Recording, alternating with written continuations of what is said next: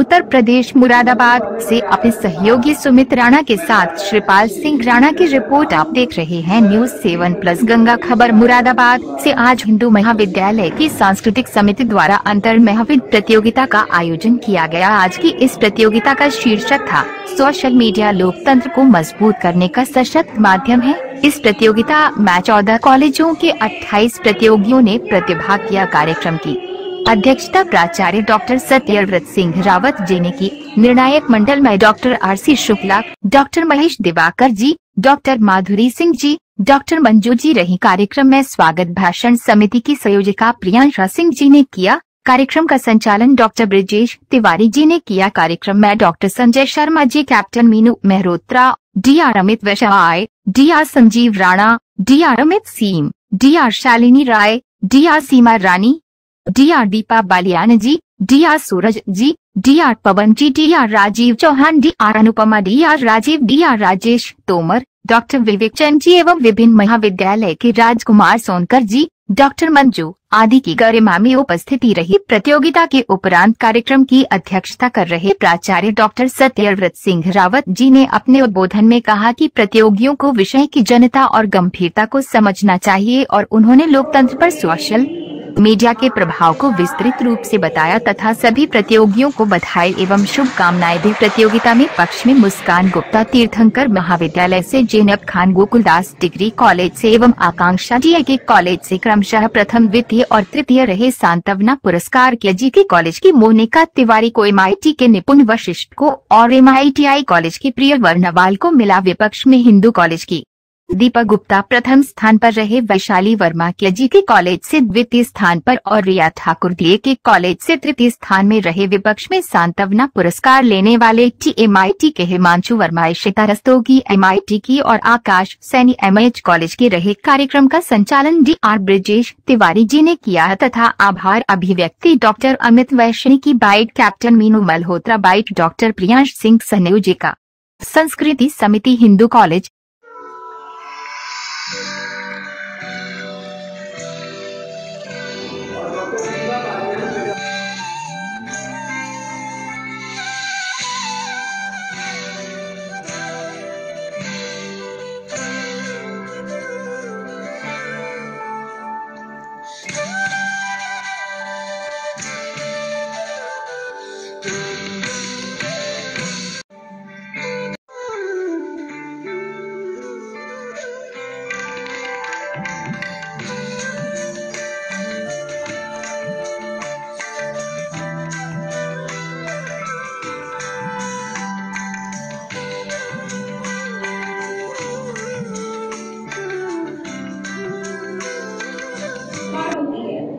जहाँ एक तरफ ये भ्रम का माहौल बनाती है या झूठ फैलाने में कारगर होती है, तो दूसरी तरफ वो वास्तविकता को भी धरातल पे लाने का या पेश करने का काम करती है।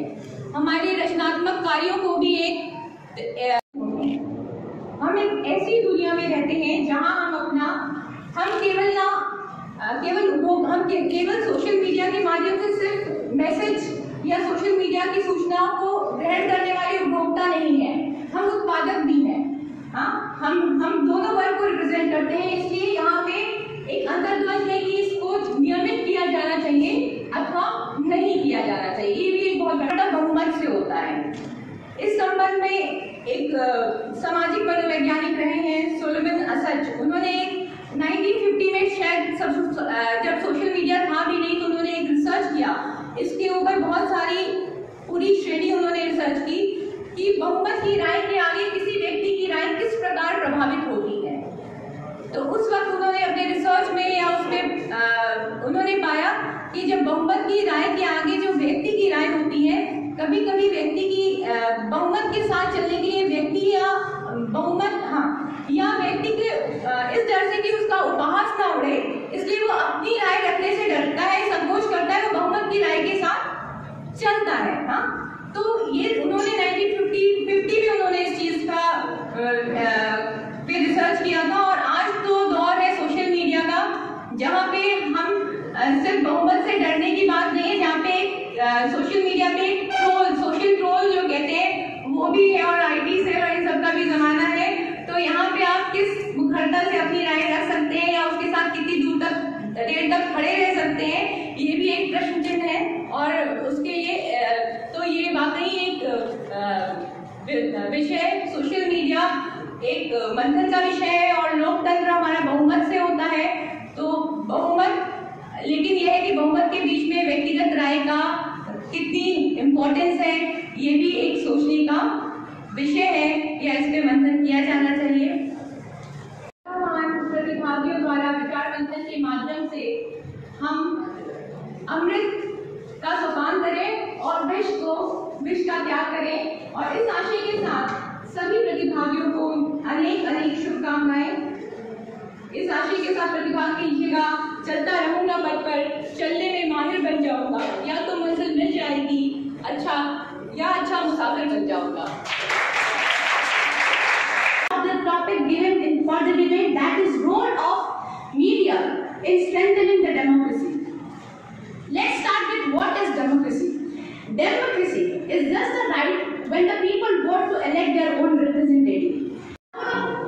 Media plays a very crucial role in democracy. Media helps us to be, that gives an active growth in all the three forms of government, that is judiciary, legislative and executive itself. Moving ahead, TV, radio. Moving ahead, media also play a very pivotal role in ensuring that the transparency in administrative and responsibility. जितने भी लोग यहाँ पर हैं, social media और media के बीच के अंतर को भली भांति से जानते होंगे।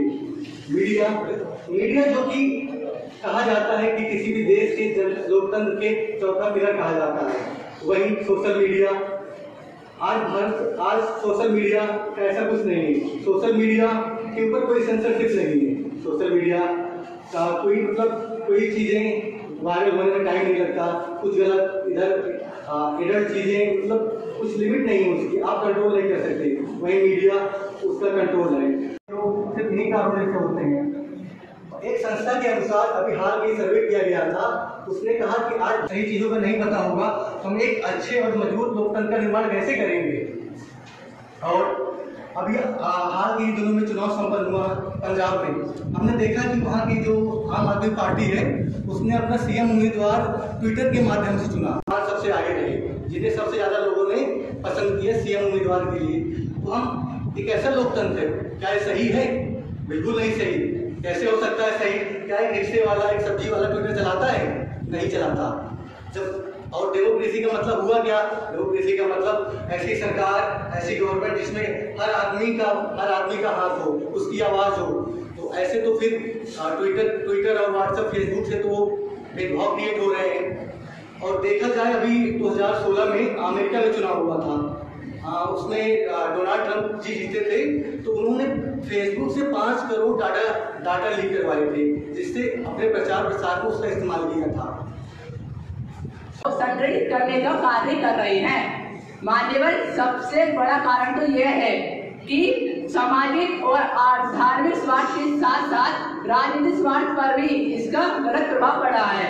मान्यवर, मेरा यह कहना है कि जिस प्रकार एक सिक्के के 2 पहलू होते हैं, इसी प्रकार सोशल मीडिया का फायदे के साथ साथ नुकसान भी है। और नुकसान क्यों है मैं आपको बता दूं कि नुकसान इसलिए है कि लोग अपना कीमती वक्त जाया करते हैं, जैसे कि व्हाट्सएप, फेसबुक, इंस्टाग्राम आदि जो सोशल मीडिया के साधन है, इन सब पर अपना कीमती वक्त जाया करते रहते हैं। मान्यवर, मेरा इतना कहना है कि इसका जो होता है सीमित नहीं रह गया है, इसका दायरा सीमित नहीं रह गया है। क्योंकि मेरे फैमिली में भी मेरा बड़ा भाई है जो पूरे दिन ईयरफोन फोन लगाकर उसमें लगा रहता है, और जब तक पापा की डांट नहीं पड़ती तब तक तो वो रखते नहीं है। तो मान्यवर, मेरा यह कहना है कि इसका दायरा सीमित नहीं है, ये युवाओं से लेकर बच्चे, बूढ़े आदि तक फैलते हुए जा रहा है। मान्यवर, देखा जाए तो छोटे से छोटे बच्चे आपके घर में होंगे, हमारे घर में भी होंगे, मेरे घर में तो है ही। तो छोटे से छोटे बच्चे आजकल मोबाइल का यूज ज्यादा करते हैं। देखो, खेलते हुए बच्चे बड़े होते थे, आज सोशल मीडिया का यूज करते हुए बड़े हो रहे हैं। क्या पता है आपको सबको? मुझे तो पता है, क्योंकि मेरे घर में छोटी सी बच्ची है, वो देखकर सोशल मीडिया का यूज करती जाकर, और ऐसा फंक्शन निकाल देती है जो मुझे भी नहीं पता था उसके बारे में, मैं अचंभित हो गया था। मान्यवर, मेरा यह कहना है कि इसका सबसे ज्यादा इफेक्ट जो पड़ता है वो बच्चों में पड़ता है। क्यों पड़ता है? क्योंकि उनके बचपन में ही जो आँख होती है उसकी रोशनी कम होने का डर रहता है। मान्यवर, आपने देखा होगा कि लगभग बच्चों के चश्मा वो होता है। चश्मे का मतलब मेरा यह है कि जरूरी नहीं सोशल मीडिया के कारण ही होता है, यह ज्यादा पढ़ाई करने के कारण भी लग जाता है और सोशल मीडिया का यूज करते हुए भी। मान्यवर, मेरा यह कहना है, आप ही बताइए कि ज्यादा ज्ञान अर्जित करके चश्मा लगना चाहिए या सोशल मीडिया का यूज कर बताइए? नहीं ना, तो ज्ञान कर और हो सके तो ना ही लगे तो सही है किसी के। पर मेरा यह कहना है कि कम से कम सोशल मीडिया का यूज करना चाहिए। मान्यवर, एक पॉइंट और बता दूं ना आपको कि वर्ष 2015 में ब्रिटिश साइकोलॉजी सोसाइटी में यह पता चला कि ज्यादा सोशल मीडिया का यूज करने से बच्चों के मस्तिष्क पर असर पड़ता है। बच्चों के मस्तिष्क का अब अंदाजा लगा सकते हैं कि किस प्रकार से बच्चों के मस्तिष्क पर प्रभाव पड़ता है। तो मान्यवर, मैं अंत में अपने दो पंक्तियों के साथ यूज कर तूने बदला मेरा इंडिया, दिल दिमाग दोनों लट्टू मारे सोशल मीडिया। जय भारत। तो हमें उससे अच्छा ही व्यवहार मिलेगा। अगर हम बुरा व्यवहार करेंगे तो उससे बुरा व्यवहार मिलेगा। ठीक इसी प्रकार सोशल मीडिया है। सोशल मीडिया अगर हम उसका प्रयोग अच्छा करेंगे तो हमें उससे जागरूकता मिलेगी एंड उसका प्रभाव हमें खुद ही मिलने लगेगा। और अगर हम उसका नेगेटिव प्रयोग वो करेंगे तो हमें उससे नेगेटिव इम्पैक्ट पड़ेगा।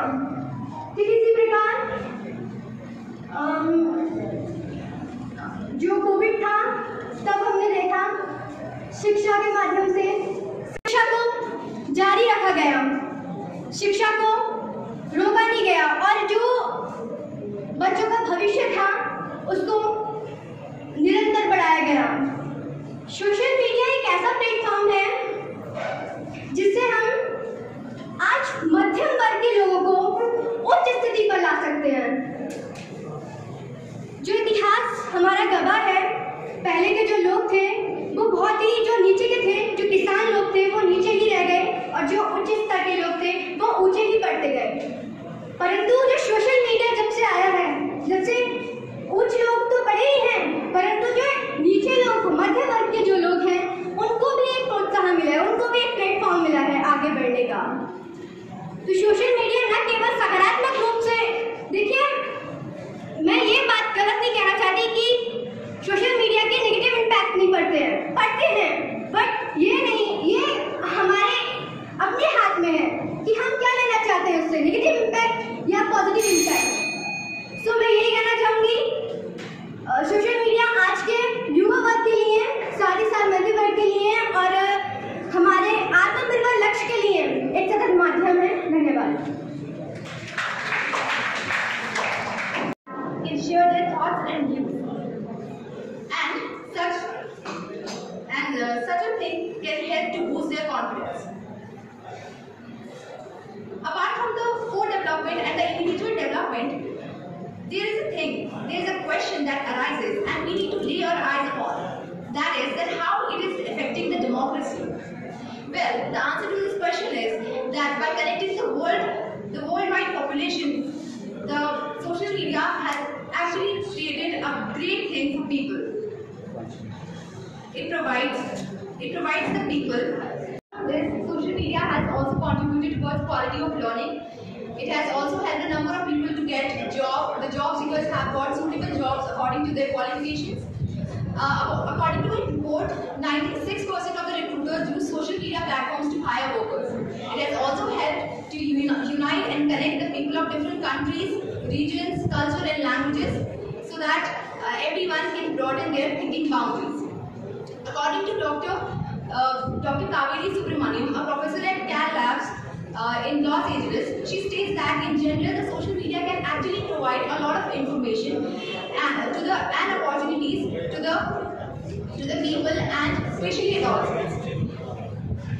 But however, it depends on the particular individual choice that how we can take the opportunity as an advantageous situation to get benefit and results. If used with the right mindset, social media can actually prove to be one of the most powerful weapons that can create an impact on the society. And the democracy. As a more connected world can be a more democratic world. Thank you so much for giving this opportunity to speak on this topic, and thank you so much for having so much patience for all of us. And is an important factor of our day-to-day life. I agree to the fact that social media has provided a platform for people to speak their voices in government or discuss any issues and so on. But a coin has two sides. It has also provided a convenient platform for people to spread fake news, creating dispute among the communities, targeting the minorities, which create a disbalance and fluctuation in the present government. If we take an example that people on social media talk about many criticisms, social media has created a chamber where people only think and only like the viewpoints are. However, today, when most of the mass media like televisions, newspapers, or radio are under the influence of one or more political parties, it is only social media which provides us unbiased facts. So because of some people who are misusing social media, it does not mean that social media has no use and it is of no importance in strengthening democracy. I would like to take the example of late Sushma Swaraj ji when it comes for truly using social media as a good platform for strengthening democracy. Few years back, a girl named Neha Parekh directly tweeted to Sushma Swaraj that her parents were stuck in Istanbul because her mother had lost her passport. Sushma Swaraj quickly extended her help and get her parents out of Istanbul. And all this became possible just because of social media. Now this is the power of social media which I was talking about. So in the end, I would like to conclude my voice by quoting here a few lines of Queen Rania of Jordan. That social media is a catalyst for advancement of everyone's right. It is where people can find and fight for a cause, be it global or local, be it popular or specialized, even if there are hundreds of miles apart between them. Thank you everyone.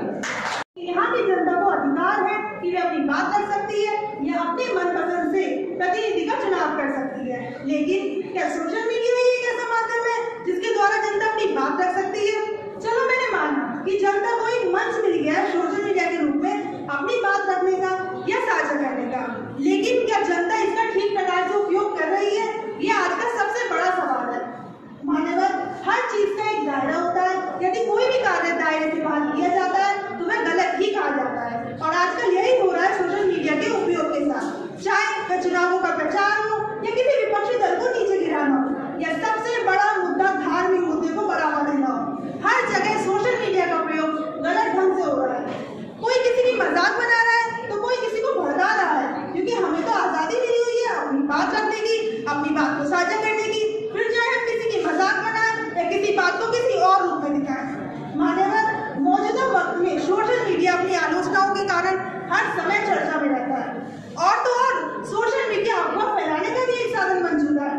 कुछ साल पहले कर्नाटक राज्य में यह अफवाह फैली कि बच्चे चोरी हो रहे हैं, जिसके कारण लगभग 30 से भी ज्यादा बेगुनाह लोग मारे गए। दूसरी ओर चुनावों में तो क्या खूब ही सोशल मीडिया का प्रयोग होता है, ये आप सभी जानते हैं। एक राजनीतिक दल स्वयं को सही साबित करने के लिए, विपक्षी दल को नीचे गिराने के लिए कुछ भी सोशल मीडिया पर वीडियो पोस्ट करते हैं या साझा करते हैं। वह यह नहीं सोचते कि यह मुद्दा सही है या नहीं है। जहां सोशल मीडिया का कार्य निष्पक्ष होना चाहिए था, वहां ये राजनीतिक दल अपने पक्ष को साबित करने के लिए सोशल मीडिया का उपयोग कर रहे हैं, और जनता भी बिना सोचे समझे, बिना खबर की जांच पड़ताल किए इनके विचारों को सच मान लेती है, और सच मानना तो छोड़िए, जनता स्वयं के विचार तक बदल देती है। एक अनुमान के मुताबिक फेसबुक से हर 40 मिनट में एक पोस्ट को डिलीट करने की रिपोर्ट की जाती है, क्योंकि यहाँ भी लोग बिना सोचे समझे कुछ भी साझा कर देते हैं। परंतु सोशल मीडिया को एक निष्पक्ष रूप से कार्य करना चाहिए था, जहाँ की सोशल मीडिया पक्ष के रूप में कार्य कर रहा है। मान्यवर, कहाँ तो यह जा रहा है कि सोशल मीडिया लोकतंत्र का चौथा खंभा है, लेकिन मुझे तो ये खंभा जंग में लगा हुआ प्रतीत हो रहा है, जो कभी भी गिर सकता है। अगर लोकतंत्र को मजबूत बना सकता है तो वह वहाँ की जनता है, ना कि सोशल मीडिया, क्योंकि सोशल मीडिया तो गलत सूचनाओं को फैला रही है और अफवाह फैला रही है। दूसरी ओर देखें तो हमारे देश की छवि जो सोशल मीडिया के द्वारा दूसरे देशों में गलत दिखाई जा रही है, चाहे वो किसान आंदोलन हो या तथ्यों की तोड़ मोड़ हो।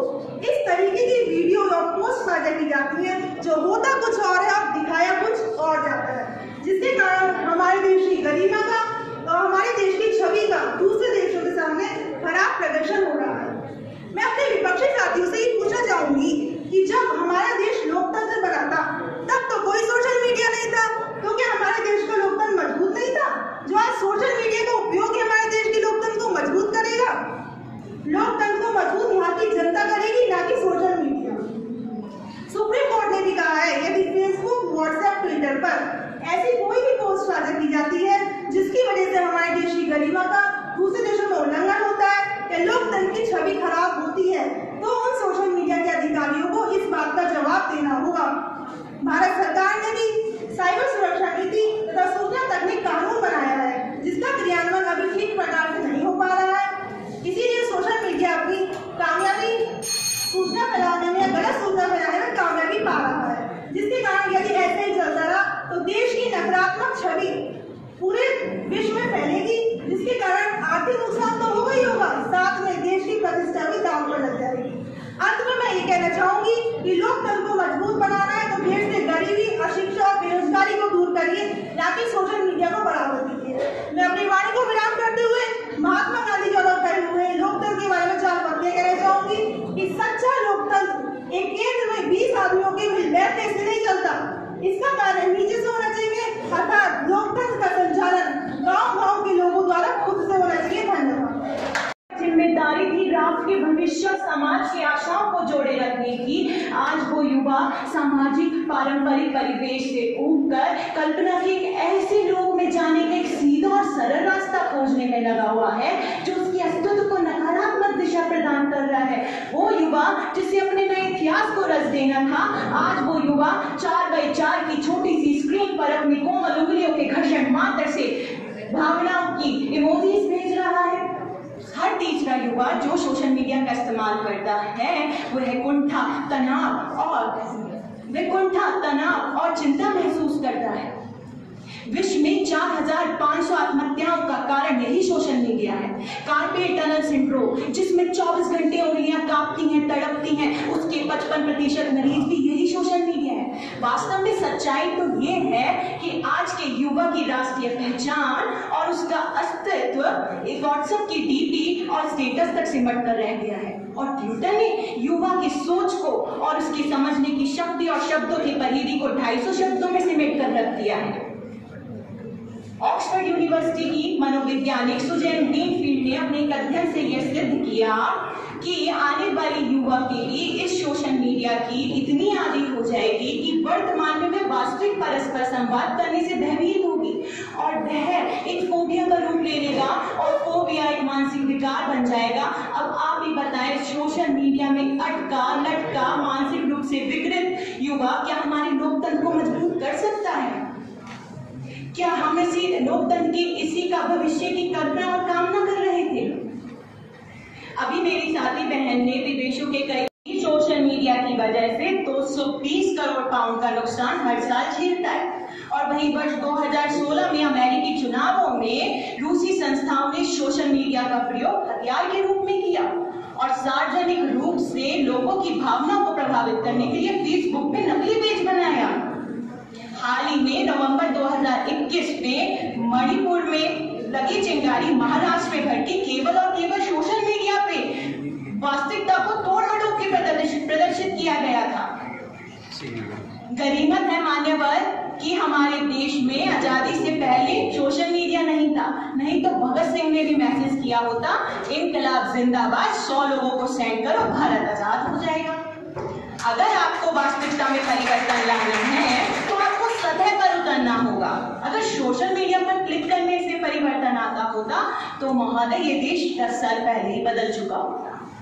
बार बार हम बात करते हैं, अभी मेरे साथियों ने भी बात की कि सोशल मीडिया शिक्षा को मजबूत कर रहा है। मुझे समझ नहीं आता कि हम किस शिक्षा प्रणाली की बात अपने देश में कर रहे हैं। उस देश में जहां आज भी 50% आबादी गांव में निवास करती है, हम उस आबादी से गुहार कर रहे हैं जिसके पास 2 वक्त की रोटी नहीं है कि 10,000 का स्मार्टफोन खरीद कर उसमें 4G नेट डलवा कर हमारी शिक्षा प्रणाली को व्यवस्थित करे।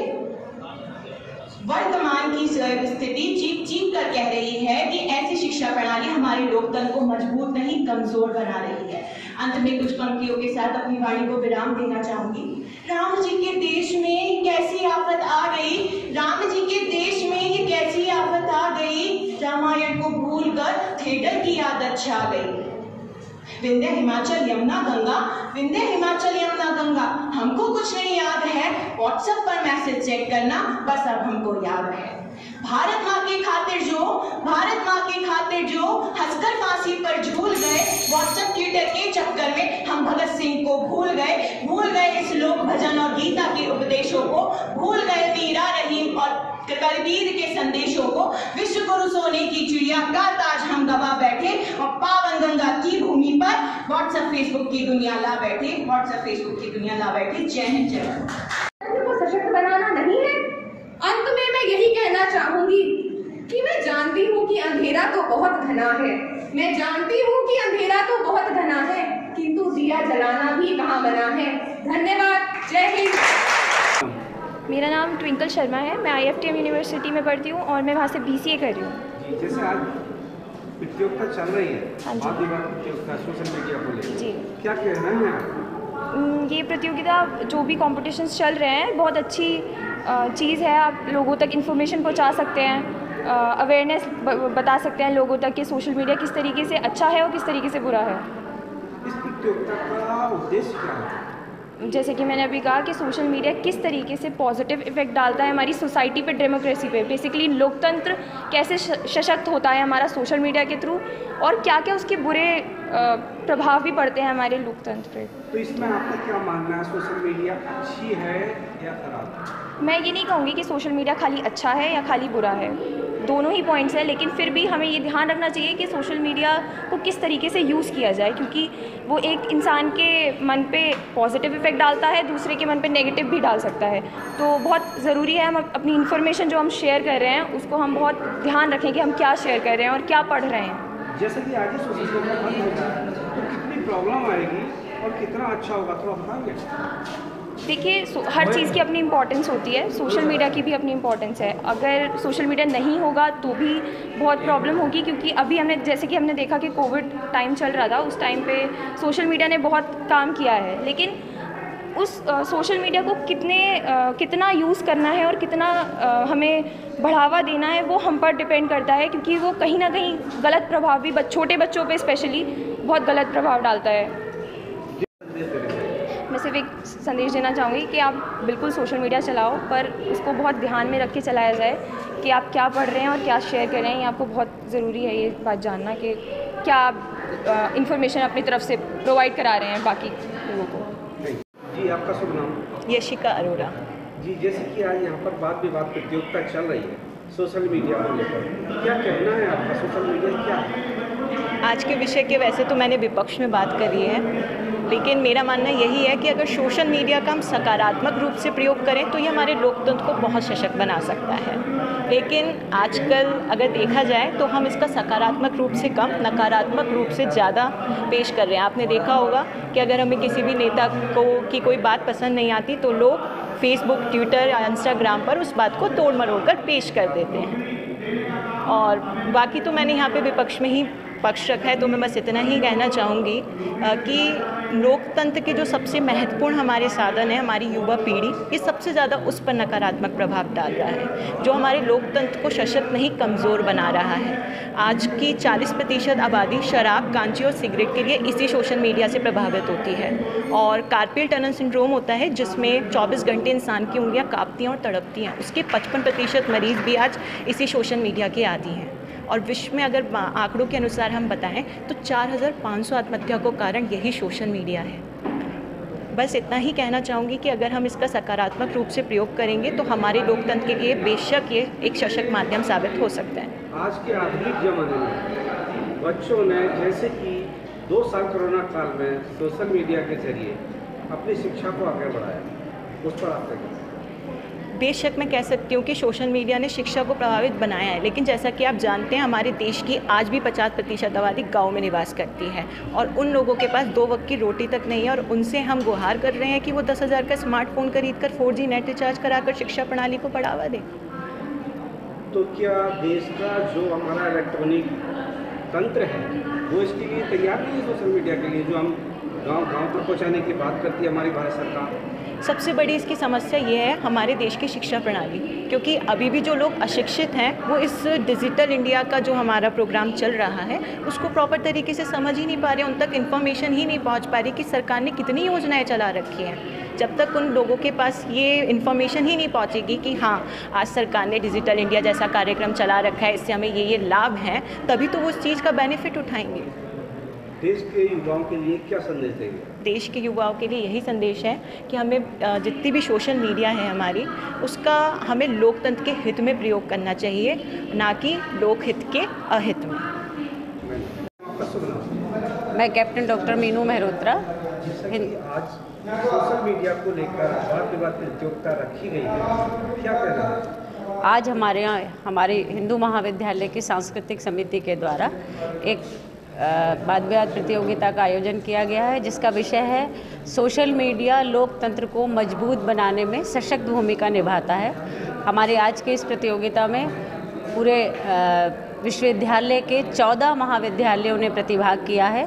लगभग 28 से 30 प्रतिभागी यहाँ प्रतिभाग कर रहे हैं और आज की हमारी वाद विवाद प्रतियोगिता का जो परम उद्देश्य है वो यही है कि लोकतंत्र में जो चौथा पिलर कहा जाने वाला जो हमारा मीडिया है वो किस प्रकार से लोकतंत्र को मजबूत बना सकता है या नहीं बना सकता, क्योंकि जैसा हम सभी जानते हैं कि आज हमारा युवा जो कि देश के लिए एक विकास करने का समृद्ध साधन है, वो बहुत ज़्यादा समय अपना मीडिया पर खर्च करता है, लेकिन उसका वो समय किसी भी प्रकार से उसका दुरुपयोग ना हो, उसकी ऊर्जा का सदुपयोग किया जा सके। तो लोकतंत्र जब तक हमारा मजबूत नहीं होगा तब तक किसी भी प्रकार का विकास यहाँ उसकी कोई गिनती नहीं होगी। तो आज का हमारा विषय इसीलिए हमने ये रखा है जो कि अत्यधिक समसामयिक है और हम ये चाहते हैं कि मीडिया को उसकी सदुपयोगिता सबको पता चलनी चाहिए और लोकतंत्र में जो उसकी सच्ची भूमिका है वो भी सभी तक पहुँचनी चाहिए। मैं doctor Priyansha Singh, associate professor department of economics और संयोजिका भी हूँ यहाँ पे कल्चरल कमेटी की। जैसे कि आज ये वाद विवाद प्रतियोगिता रखी है सोशल मीडिया को लेकर, जी जी, क्या कहना है इसका? आज हमारे अंतर महाविद्यालय में अंतर महाविद्यालयी जनपद स्तर पर वाद विवाद प्रतियोगिता का आयोजन किया गया है और विषय है जो एक बहुत ही सामयिक विषय है। सोशल मीडिया हमारे लोकतंत्र को सशक्त करने का एक माध्यम है। इस विषय पे ये वाद विवाद प्रतियोगिता का आयोजन किया गया है, जिसमें 14 महाविद्यालय, जनपद के 14 महाविद्यालय प्रतिभाग कर रहे हैं, जिसमें से प्रत्येक महाविद्यालय के 2 प्रतिभागी एक पक्ष में और एक विपक्ष में प्रतिभाग कर रहा है। उद्देश्य क्या है? इसका उद्देश्य है कि क्योंकि एक सोशल मीडिया एक, जैसे मैंने कहा कि एक बहुत ही सामयिक विषय है और हर व्यक्ति उसके से जुड़ा हुआ है, हमारे सामाजिक, आर्थिक और राजनीतिक व्यवहार को प्रभावित करता है और ये युवा वर्ग है, उसको उसके दुरुपयोग से बचने के लिए और एक सदुपयोग के लिए, अच्छे अपने भविष्य के निर्माण के लिए उसका वो उपयोग कर सके। इन सब पे एक विचार मंथन हो सके जिसमें कि बच्चे एक अपने विचार डेवलप कर सकें और सोशल मीडिया का अच्छा से अच्छा उपयोग कर सकें और लोकतंत्र को मजबूत कर सकें। जो सोशल मीडिया का यूज करते हैं देश के युवा और युवतियाँ, उनके लिए क्या संदेश देना चाहते हैं? एक बार फिर से बोलिएगा।